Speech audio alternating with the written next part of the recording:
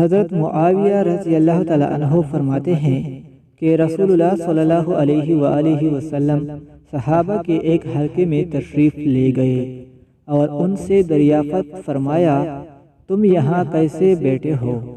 انہوں نے عرض کیا، ہم اللہ تعالیٰ کا ذکر کرنے اور اس بادشاہ کا شکر ادا کرنے کے لیے بیٹھے کہ اللہ تعالیٰ نے ہم کو اسلام کی ہدایت دے کر ہم پر احسان کیا ہے۔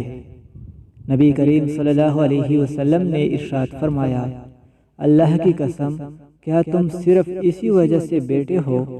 صحابہ رضی اللہ تعالی عنہم نے عرض کیا، اللہ کی قسم، صرف اسی لیے بیٹھے ہیں۔ نبی کریم صلی اللہ علیہ وسلم نے ارشاد فرمایا، میں نے تمہیں جھوٹا سمجھ کر قسم نہیں لی، بلکہ بات یہ ہے کہ جبرائیل علیہ السلام میرے پاس آئے تھے اور ایک خبر سنا گئے کہ اللہ تعالیٰ تم لوگوں کی وجہ سے فرشتوں پر فخر فرما رہے ہیں۔